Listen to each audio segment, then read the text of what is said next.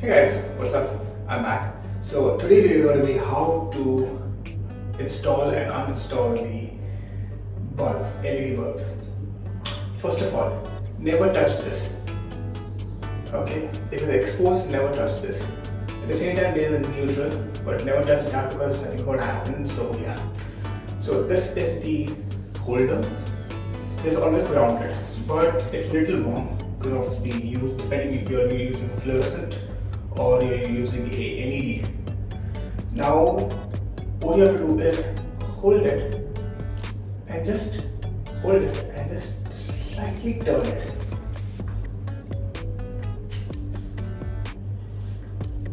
And it goes off because it's not connected. You light it back clockwise. And you get a firm grip.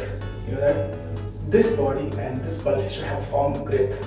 If it's gripped, that's good. If it's like flimsy, meaning the bulb is just turning and turning, then the holder, inner holder, is broken. So you have to just take care and always use a adult supervision while you're doing this. If you're underage, your parents should supervise you this, or you should not do this. Till then, take care.